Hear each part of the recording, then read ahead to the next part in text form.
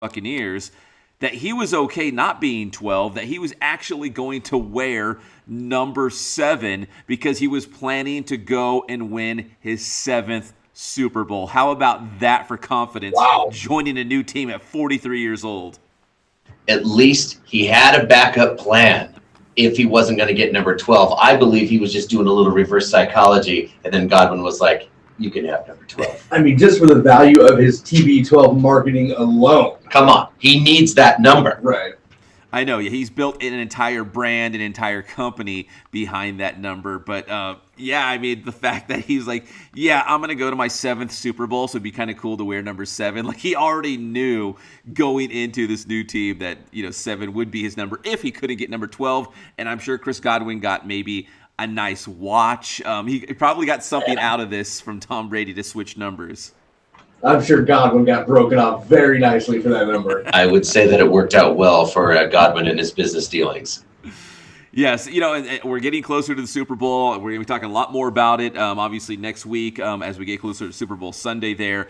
But this weekend, guys, traditionally we would have the Pro Bowl right now. And we're not going to have a Pro Bowl on the field, but we're actually going to see NFL players and celebrities playing a video game, playing Madden as the Pro Bowl. And guys, listen, I'm new to the party on this. I didn't know this was a big thing, but apparently it's fun to watch other people play video games.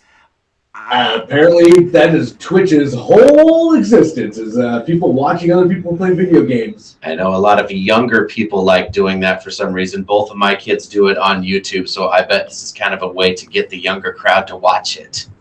I mean, this does seem like another push for the NFL going after a youthful crowd. I mean, obviously they would like to have a Pro Bowl if they could, but them going with this angle a couple weeks after having a game broadcasted on Nickelodeon, I mean, they are really going for youth. Well, they are. Hey, get the young kids, start them young. 40, you're exactly right. When I first heard about this virtual Pro Bowl and people are going to watch them play a video game, these NFL stars and celebrities, I think Snoop Dogg, the old Snoop-a-Loop, is playing it or something. But I thought the same thing, 40. I thought, oh my gosh, we just had the Nickelodeon game, which was a playoff game. Don't forget, this wasn't some trash game. This was a playoff game, which was the Nickelodeon game. And now we have this virtual Pro Bowl where people are going to watch NFL players play Madden. Yeah, this is definitely a younger demographic that they're trying to hit in the NFL right now. All I can think of, too, is, the NFL players made a big deal of it when the Pro Bowl moved away from Hawaii. Yeah. And how it wasn't as special to make the Pro Bowl when it was, inland. It wasn't going all the way out to Hawaii. Now you don't even get to play a game. There's a virtual game. You may or may not be a part of it. It's got to be nothing to be voted into the Pro Bowl this year. I think pretty much that's how it works. It is the Pro Bowl, though, and it did take away their Hawaii trip for you. Right. No, and that's the thing, Patrick. I guess there was an incentive to be in the Pro Bowl, right? I know a lot of NFL guys are like, man, I don't want to go over there and play another football game. But the fact that it was in Hawaii, it was like, okay, that's a little vacation, at the end of the season for being honored as one of the top players in the NFL. So it wasn't so bad, I guess. Because it's never really been the big honor that NFL players look for either, because it is a fan-voted thing. It's really the all-pros that the players care about because that's voted by them, by their peers. Yeah. Yes, and that's a great point. When you're looking at a player's accolades, are they all-pro or are they Pro Bowl? Because all-pro is going to carry a lot more weight. That means they are truly one of the best. Not just one of the most popular players. And plus in the Pro Bowl, too, if you're really that good, if you're Patrick Mahomes or Tom Brady and you're playing in the Super Bowl, you're not in the Pro Bowl anyways. You're playing in the game that matters. You're playing in the Super Bowl. So there's that, too. So, yeah, we do have the virtual Pro Bowl this week. And if you like watching other people play video games, I'd rather play video games myself. But if you want to watch other people doing it, we got that this weekend. It can't be worse than what the usual Pro Bowl is, which is unwatchable already. Pretty much. Yeah, they've tried messing with it, trying to make it entertaining and compelling and all that stuff. Go skills competition already. It's what we all want. Yes. All right, so if you don't want to watch the virtual Pro Bowl, we do. Hey, who knew? We are deep into the NBA season already. The Lakers are still really, really good, the best team in the NBA, although they did lose last night for the first time this season on the road against the Philadelphia 76ers, 107-106, who are coached by Doc Rivers, the former Clippers head coach. They got him last night. I don't know if you guys saw it, but it was a game-winning basket with about 2 seconds to play. I caught the foul that LeBron did on Embiid that put him on his back. Ooh. And there was a lot of bitching from Embiid saying that if he did that, he would have got ejected. Ooh.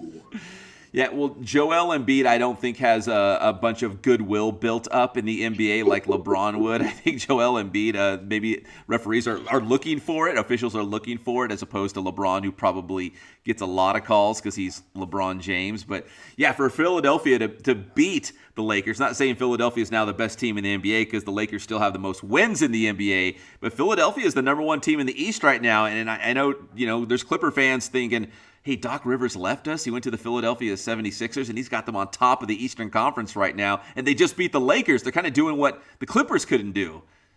That's kind of funny. Joel Embiid just needs to decide whether he wants to go go heel or babyface. Which way are you going to go? Yeah, he is indecisive. Hey, he tried to go straight down the lane and dunk on LeBron. LeBron was like, nope. Right.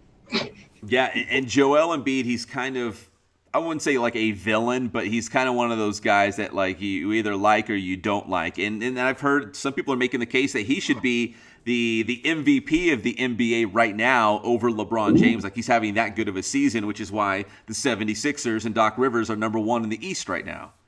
Well, LeBron put him on his ass. Yeah, I mean, we'll see where you are in the playoffs and when the finals come around.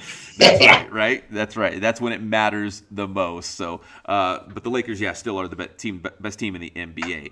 Now, guys, let me give you a pep quiz on a Thursday morning, okay? So, Steph Curry recently passed our own Reggie Miller, the pride of Riverside Poly High School, as number 2 in all-time three-pointers made. Wow. Okay, so wow. Reggie's now number 3. We got Steph Curry at number 2. Who is number 1? Do you guys remember? Because he played not too long ago. I'd say Ray Allen. That's who I was going to say.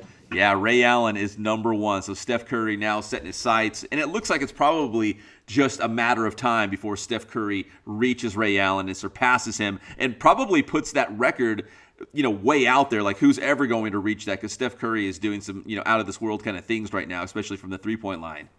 Does it make you wonder if they will eventually push the 3-point line back? Because it does kind of feel like he has turned the 3-point into a free throw. Well, I will say, with how easily 3-pointers are going in, Steph Curry will probably take over number 1 soon, but I don't think he's going to be at number 1 for very long. Yeah, there'll be another shooter that come along. I mean, shooters are going further and further back. I will give it to him. He is something else. And he just got his eyes corrected a couple of years ago. Everyone was like, wait a minute, he couldn't even see clearly before? That's simply just not fair, right? Like he's just that good. But you're right. As soon as he there's a couple guys that can do this. As soon as they cross midcourt, they're in their range, right? You know what I mean? Like they're a threat. You have to D them up. You got to play some defense on them because they will heave it up from well beyond the 3-point line. Steph Curry's kind of made that popular. And there's kids that once Steph Curry made it popular, that's all they're doing. So they're going to grow up doing that. And then by the time they get to the NBA, they're just going to put those numbers to shame. Trust me, my oldest boy, Kyle, I'm like, stop shooting from outer space. Pass the ball, kid. You know what I mean? All of them just want to, they step past, they launch it. Half court is where you shoot. See, Reggie Miller kind of started that. It's kind of ironic that he passed him because when you step past half court, that's when Reggie was in range when he had those unconscionable games. Yes, you're exactly right. And, we all love the dunk. We all love like a great alley-oop or a slam.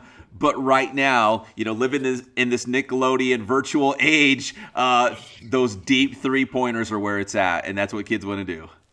Basketball is going to end up with just like a bunch of bowling-looking guys out there who just want to go to half court, toss the ball up really accurately, but don't want to run all the way up and down the court. Yeah, like Babe Ruth, dude. You have to be an athlete. You hit it out of the stadium, right? Yes. Thank you to Reggie Miller. It took an IE person to change the game. Pep, tell them how to get your stuff. Check us out. It's Inland Sports on social media, the YouTube channel as well. That's Inland Sports, talking about a real-live high school cross-country meet in Riverside this Saturday. High school sports are back.